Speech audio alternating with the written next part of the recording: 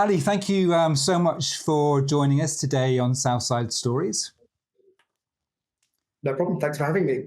It'd be great to hear a little bit about you as a way of an introduction, you and your company. Perhaps you could tell us a little bit about that, just to kick things off. Okay, I'll do a combined myself and WWP. I first joined WWP 15 years ago. We're a small-ish architectural practice back then, based next to London Bridge Station, what's now London Bridge Quarter. Back then it was just some fairly run-down streets, actually, but a great place for an architectural studio. At the time, we were about 35 strong, and the studio is now 40 years old, if I fast forward 15 years. And our growth over that duration has, we started life in Southwark, started all of our work inside really the M25, working for Network Rail and TfL. And that was where I cut my teeth on those sorts of projects. Victoria Station upgrade, or the major Crossrail projects at the time that were being planned. Paddington and Woolwich were major ones for us. But I got the opportunity with the firm, as we were growing, to start to support international work about 2-3 years in. And I'd say that that's taken what was a fairly linear growth curve and turned it into an exponential growth curve over the last 10 years in particular. So our work in Asia, I was based in Delhi for a while, and our work in Australia, I set up the studio in Sydney in 2017, have been instrumental in taking what was a small infrastructure-focused design studio in Southwark and turning us into a truly global business. Over the last couple of years, we've started working across the globe. We have studios now in China, 3 in Australia, 2 in the Middle East, a couple in the UK, London and Manchester, and then across the pond over in North America. Toronto is a hub, and Vancouver is the next location for us. So, yeah. Amazing international expansion under your tenure, Ali. I mean, if you went back in time, what led you to be so ambitious and to look to international expansion? It was the partners that we'd established in the UK, Matt. So obviously the UK's got a great pedigree in infrastructure delivery. We have the oldest rail networks on the planet. We planned and executed major complex projects around airports, ports, railway infrastructure. And the engineering partners that we'd established in London were instrumental in helping secure work in Kuala Lumpur, in India, in Australia. So it's always been those relationships that have played a crucial role. I think the network of Commonwealth countries that have sort of shared design standards, shared compliance standards as well, makes it fairly straightforward to take UK expertise and implement it efficiently in Canada and Australia, for example. Do you still feel, I mean, you're 30 plus years into your architectural career. Are you still as passionate about architecture as you were when you were, a thrusting young graduate all those years ago? I think you have to be, because it's okay. So the types of projects we do are awe-inspiring in the sort of in the kind of the truest sense of the word. They are city-shaping projects. You have a once-in-a-generation pot of investment that goes into transforming the way spaces in our cities are used. So if you think about in the North American context, a car-centric city making a significant investment in sustainable mass transport, making an investment in the reimagining, the reapportioning of its space in its city away from private vehicles and towards sustainable modes of movement and sustainable forms of development. That's it's quite inspiring, really, as a brief. You're not doing sort of individual one-off private dwellings. You're doing projects that make an impact for generations. If you think about the major stations that were constructed, or transit environments, I should say, use a broader term, in the UK, Waterloo, it's right next to us, London Bridge, King's Cross.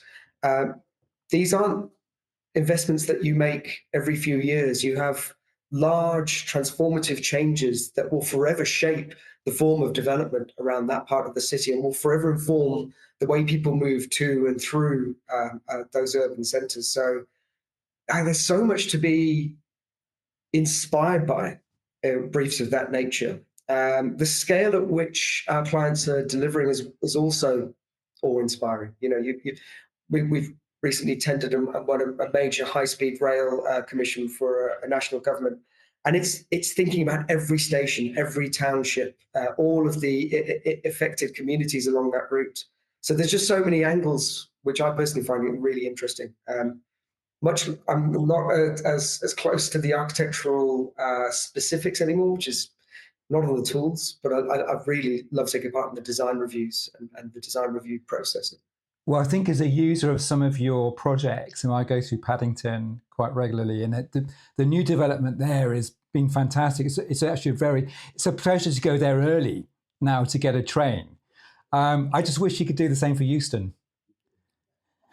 Okay, yeah. Look, well, that's telling in and of itself. I think when transport environments, airports, railways are poorly designed, or they're being used way beyond the design specification they were set out for in terms of capacity and connectivity, it's a huge frustration. You have these pain points, and then you have those moments in a journey. There are some great airport lounges, for example, where it's a joy to spend time. You've got incredible views. There are stations that give you moments of real excitement, I think, as you move through them. And Paddington is one of those where you're able to get really long views from that platform level up the escalator towards the sky. When the sun is shining in London, you get the pattern on the canopy imprinted on the concourse below, and those are really special moments, I think. And I'm glad that you're appreciating them. Yeah. So, Well, tell us a little bit, because you have got an incredible portfolio of architectural projects, and as you say, major projects, huge impact. And for viewers and listeners, I urge you to go and have a look at the WWP website, because there's some awe-inspiring examples on there. But just to bring it to life a little bit, perhaps tell us about your best work, the one or two projects that you are particularly proud of. Right. Well, I mean, Paddington is award-winning. It picked up a REBA National Award, and I think it's a very well put together building, and that's not simply the architect's job. There's an enormous team of engineers and consultants, and making sure that the original concept lasts the duration and is implemented properly is a huge part of the challenge. It isn't simply the pen strokes at the start; it's the resolving the details at the tail end. So I'd say in the UK context, both Paddington and Woolwich, which was also delivered as part of the Elizabeth line, that was delivered by Berkeley Homes as part of their development there. Those are great examples. On the international front, we're currently advising the Ontario government on their transit-oriented communities program, and there's some incredible thought that's going into how to structure new communities around new transit hubs, I'm always amazed when I review those projects for the scale of the ambition, what will be delivered, and the pace of growth that it'll support. I think one more on the international front. I'll pick two more actually, because you got a lot to choose from. Yeah. A lot to choose from. We will be opening Melbourne Metro this year, so that's been an enormous $16 billion PPP project, so public-private partnership, with one of the lead architects for that scheme, of 5 stations, 5 new metro stations in the heart of the central business district. And the client had a very ambitious brief, and so there are some incredible spaces being delivered there. So anybody in Australia or traveling through Australia, well worth a visit. It'll tick the box for world-class metro environments, I think, for years to come. The final one for me, because there are a few, and this is probably a good example of how the UK can learn from international environments. We won a concept design commission for Guangzhou Metro Line 11 in spring of last year. And the team are currently finishing out site queries for the construction. And that's incredible. If you were to say in the UK construction market, look, we want to build an enormous station in less than 12 months, people would say, you're mad. It'll never happen. Well, it is happening, and the quality's pretty good. I think when you're determined, and China's a very unique environment, I appreciate that. But yeah, there haven't been any shortcuts taken in the commitment to quality on that scheme. So any viewers in China or traveling through Guangzhou, well worth a visit to Line 11. Just sticking with that point for a minute, because we're hearing a lot at the moment with Labour about reducing planning controls. What is it you think that we could take from the way that China is able to deliver infrastructure projects quickly? What do you think we can learn from the Chinese here? Yeah, we were having a conversation about this recently, interfacing with global teams on pipeline and the sort of the facepalm moments when you see the sort of UK government failing to deliver on what should be fairly straightforward policy commitments, connectivity in the Midlands and the North, or the new towns. We have a desperate housing shortage, and their failure to just keep up with those quotas. I mean, today's the day Kia's supposed to be making an announcement around that. And we were talking about lessons that could be learned from not just China, but from the US or clients that we're working with in the Gulf, where there are single larger procurement cycles. So you may procure a project in 3 stages rather than 6, 7, or even 8 in the UK. That makes funding easier. It makes the design process easier, and it certainly makes the construction to completion process more linear. So procurement has a huge part to play in unlocking and delivery pipelines. So the US is a very interesting one in that regard for me. And sticking with the clients for just 1 minute, I mean, you talked about PPP, private and public partnerships. Is that typical, or who typically would be your client? So most of our work is for government bodies, national or subnational government bodies, or transport agencies. It's not that common for a private body to commission a piece of public infrastructure. It happens, and PPPs are a way in which that happens. Which is probably another one of the headaches around procurement, when you have to wait for these electoral cycles to complete before you get a real commitment to a pipeline. And when you have a project that spans many governments, you can be in limbo. So I think the attitudes that clients take in some of our European markets they're a lot more risk averse in terms of procurement commitment, and I say projects are parceled up into smaller self-contained components, whereas I talked a bit earlier about Toronto, where the stations, the bridges, the decks, the development over it'll all go to market in fairly meaty chunks. And I think there's a lot to learn from there as well, in just the ambition and the pace at which you can deliver. And regardless of whether it's PPP or it's purely public, how, in your sort of span of professional work, how has the client requirement changed? I'm thinking now in terms of perhaps sustainability and perhaps trends in design as well. Yeah, I mean, okay, they're both enormous subjects. I think we've seen some really innovative forms of procurement that are less focused on specifics, so performance specification, and more on the type of outcomes that a client wants to see. And that's a mature contracting model that can really support innovation, which is great. On sustainability, I guess, look, we're passionate about sustainable forms of development. It's properly embedded in our DNA, delivering sustainable mass transit, to use the international terminology. It isn't an end in and of itself. nobody lives or works in a metro station. So that end-to-end connectivity, thinking about the way cities could be structured, thinking about the over-reliance on private vehicles, thinking about sustainable forms of urban development, and sustainable densities that really enable us to use land wisely. That's been we've been banging that drum for forever.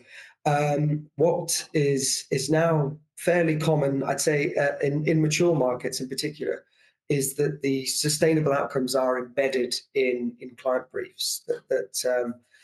And it's gone beyond a tick box exercise to say we want to be compliant with LEED Platinum, or there's a sequel rating. It's truly thinking about adaptability, truly thinking about light touch solutions. I'll give an example on a current project we're on with the lead architect for the East West Rail Development Consent Order. So this is a partially new, partially restored railway line across the Oxford to Cambridge arc.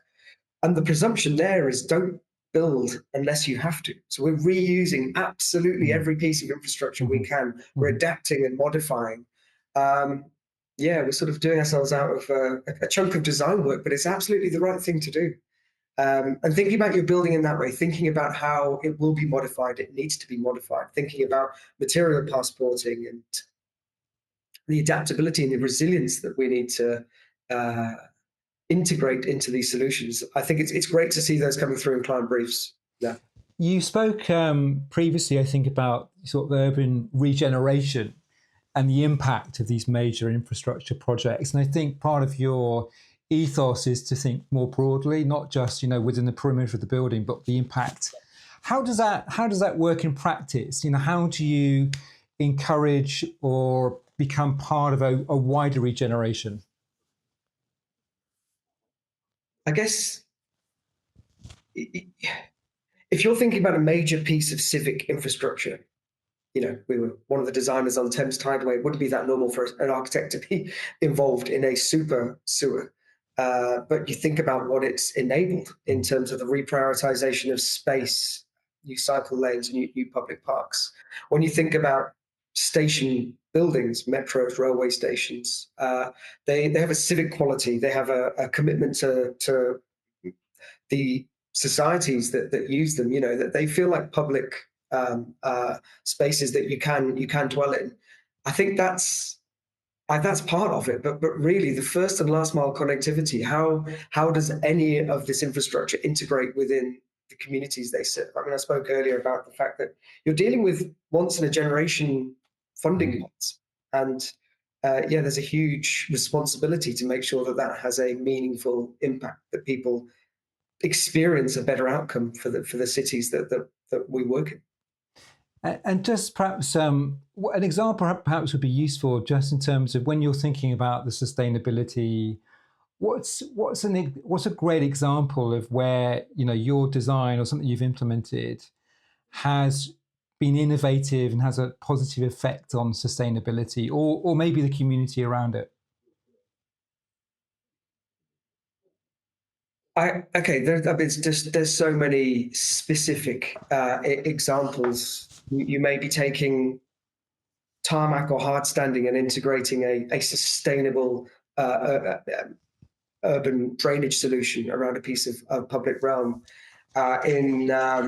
Again, if I think about the North American context, the lasting impact of some of these projects will be resilience. You're removing extra lanes of highway and replacing them with really sustainable forms of mass transit. I guess the adaptability question is also interesting. We end up working in schemes that have large cavernous leftover spaces. So think about Waterloo, where we were commissioned to turn the vaults, really the basement spaces and arches, into a new retail space, and that's breathing life into what otherwise would have been a stranded asset. Yeah. It's now a really vibrant part of. It's the giant brewdog. I think it may be the UK's largest. Yeah, that's right. It is. Yes. Anybody's in the area. It's a pub with a slide in the middle. But it's a good example of taking something that's existing and imaginatively adapting it to to future purposes. Yeah, great example. Let's switch tack a little bit, Ali, and I think architecture has quite often been on the forefront of technology and using architectural tools and envisioning design and 3D mapping and all amazing stuff. How does that look now? And I'm thinking really about the impact of AI. And we see sort of AI showing up everywhere. Every business I talk to, it's always a topic of conversation. I guess two questions. First question is just from a pure design perspective. Do you see, I mean, AI could create amazing new solutions and designs. How do you see that changing perhaps the way that you work on the design stage? Yeah, I mean, it's unavoidable, and I think it can influence and support the way you work at many levels, from the quality of your written output through to augmenting and supporting workflows. I think we're very conscious that whilst we encourage teams to use it, it shouldn't be the final product. It should be a part of the toolkit to enable workflows. A very specific example of where it's helped, Matt, is in early ideation, in testing rapid iterations of really concept imagery that drives the workflow. It could play a really powerful role there. I'd say it's sometimes easy to spot a project that's relied very heavily on particularly text to image generation, and we try to make sure that it's, as I say, it's the toolkit, not the product. That it's worked into design flow. That people are augmenting, sketching over, modeling, thinking very much about what they're trying to achieve, rather than simply pushing for an eye-catching visual. If when you're applying a kind of a logical overlay, trying to make sure that a project is deliverable, it can be constructed, it's an efficient use of material as well. You need a very keen, I think that the thought process is about what you're building and why you're building it, rather than simply shape making, are really important. And it's important for architects to work with those tools. But yeah, we absolutely integrate them in our workflow, but in a controlled manner. And do you see that making an impact on sort of your operational sort of cost efficiency and perhaps speed of project delivery in any way? I'd say at the ideation phase, very early stages, we're seeing huge benefits in being able to create very specific sets of imagery, rather than looking through concept imagery that may already exist, or project buildings that have already been delivered. So that's absolutely saved time. I think at the sort of business end of architecture, I talked about the effort that goes into making sure that these buildings are constructed in a way that you conceived. There's perhaps less value being unlocked at the moment. Though I think these tools are evolving at such a rapid rate. We've got a lot of very keen architects within the team who are constantly challenging themselves, working with new geometries, new toolkits, new plugins. So it's great. It's part of what makes this job so interesting. Is we're not just sat around drawing boards with our kind of pens out. We're actually embracing many forms of digital design tools, and that could be BIM, that could be CAD, that could be animation software. There's a wide range of mediums that we employ. Great. Let's switch, Ali, as we move towards the back half of the back third of the interview. Your role as CEO and the sort of the business of architecture and managing a major architectural practice. You mentioned to me that you, I think a few years ago, merged with a bigger group, Aegis. Is that right? How was that? What benefits did that bring to you? Yeah, so we 2 years ago joined Aegis Group. Aegis they own several branded architectural practices. So we refer to the architecture line of companies, and they've been, that sort of collegiate grouping of architectural firms has been a real boost to us, actually. I mentioned the exponential growth curve that we've been on. We we sort of pushed ourselves into Canada and Australia, but being part of Aegis's architecture line enabled us to move into China, the Middle East, and North America, because other parts of the architectural group, so Ten Design, U+A, Omrania, SVN, FIA. There are multiple practices now with studios in different locations, with different registrations, with different client relationships, and it's just made it so seamless to bid for and deliver work in new geographies. So that's been quite exciting. I think there are almost 1,500 of us architects now in that super group, which is a bit daunting when you think about it that way. It's much easier to get your head around in terms of architectural business management, WWP, with 275 architects in 9 studios. And I could just about remember 275 names. Yeah, not 1,500. Did it have any impacts on culture for you? Because I would guess you have WWP, a fairly well-defined culture. Yeah. How was that? How did that feel when that transaction took place? Well, there's a significant amount of independence afforded the architects within the group. We have our own studios, we have our own systems. We're one step removed from the larger Aegis group as a corporate entity, and I think that affords us the flexibility to, for example, we partner with a wide range of engineers.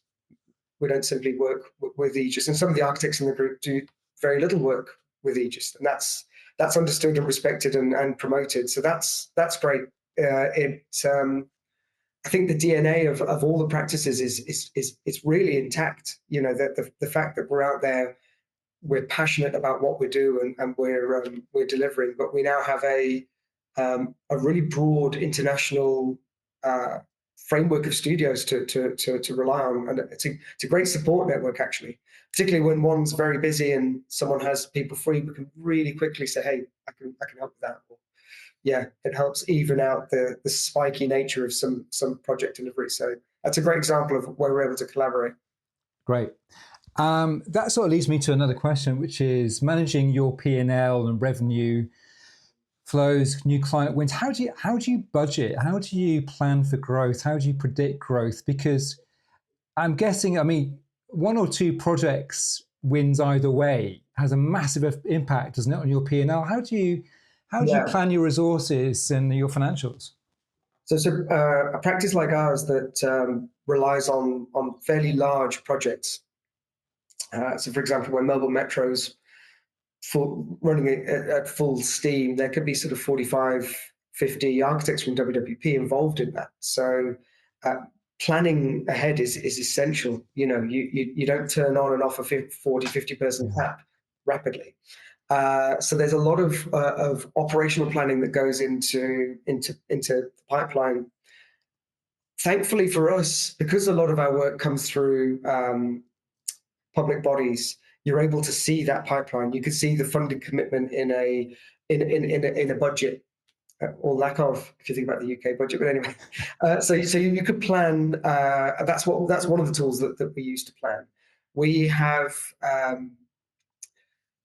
our client-facing teams in each of the geographies that we operate in play a really important role in allowing us to map pipeline, to plan ahead, to say, hey, we think this is where the next big project is. So thankfully, we're riding, I think, what's been a very healthy wave of investment in sustainable transport projects, particularly as governments across the globe make commitments that align with their net zero policies. That reprioritization of space in urban centres in particular has been something that we've been able to respond to because of the skill set that we have for either transit projects or the densification of cities around pieces of complex infrastructure, ports, railway sidings, etc. So, yeah, but you can't take it for granted.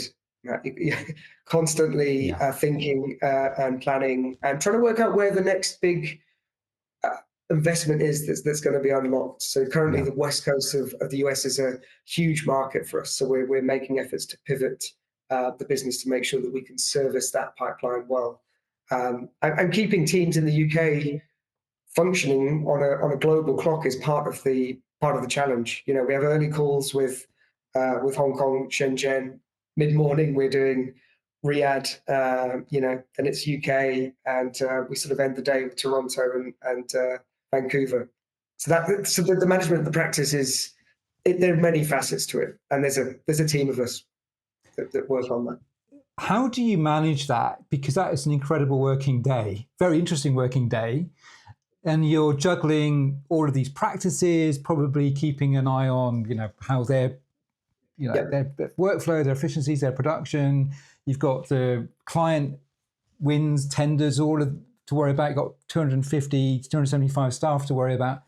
Tell me a little bit about, Ali, how you manage your time. How do you prioritize your time? How do you maintain longer range planning with the urgency of the day-to-day? Yeah. That's part of the challenge, I guess, for and making sure that when I'm visiting these studios, I'm balancing life here in London, and my family are amazing, just working with me on what can be a bit of a chaotic diary. But we have managing directors in each region, so Australia, Asia, Europe, Middle East, North America, and so there's very much a team of teams here where a lot of the ground work will be handed by teams. The global operations are where the London studio really comes in, making sure that we balance resources, that we're doing our forecasting and the P&L consolidation. That all happens here. The travel is probably the most complex bit in terms of logistics, Matt. We had some really tough years in COVID, trying to run international projects without being able to move, because it's all well and good saying you have a large delivery team that are in centres like London or Sydney or Toronto. If you can't move them around, that's difficult. But so we're very agile as a group. We have to be. You might have people working on a project in Dubai that are working out of Manchester, and people are jumping back and forth. I try and make sure I'm visiting all of the studios with a reasonable frequency. Some of them, like those in Australia, you've got to really plan ahead for that. It's not a short hop. Yeah. So, yeah. I'm sure you have a very efficient PA as well with that schedule. She's got her work cut out when it comes to travel, and she particularly likes the short notice. Right, I think we need to be in Riyadh next week. Okay. I bet she does. Of that sort. Great stuff. Super. Thanks for that. Hey, listen. Last question. Tell me about a leader that has had the biggest impact on you. And it could be somebody early in your career, it could be an architect, it could be some other business professional, it could be a member of your family, but who's had the biggest impact on you as a leader of a major architectural practice? I'll give you the first one that came to mind, because there are probably lots of different answers that I could give, but just reflecting as we've done on career, on architecture, and the life that I've built within the community of architects, particularly in the UK. The first real job I got out of uni, architecture is a 7-year course. You do 3 years, work a bit, couple of years, work a bit, and finish. After 3 years at the uni, you don't really know you don't know anything about the sector, the construction industry.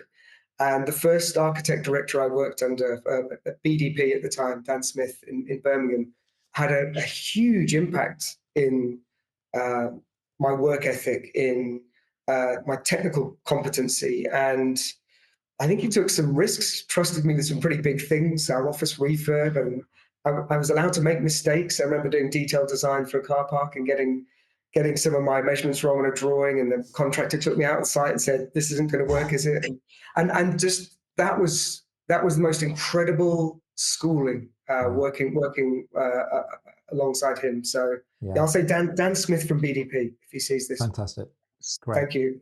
Well, here's to Dan. It's often, talking to a lot of leaders, it's often the first job where you meet somebody that's really skilled and in their profession, and they often have a very big impact on that subsequent career. It took architecture from at uni. It was all very theoretical. Yeah. It was all what are the kind of social ambition? What are the, what does it mean to be in a space like this? And yeah, turning up to my first day at work, it was no, this is the business of architecture. We make buildings that that work.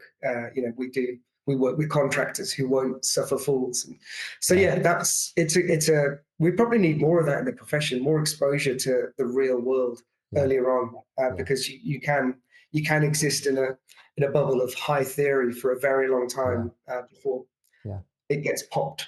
Yeah. Great. Well, on that note, Ali, thank you very much for your time. It's been a fascinating conversation with you. No problem. And wish you every luck with this year. Thank you very much. Cheers, Matt. Thank you.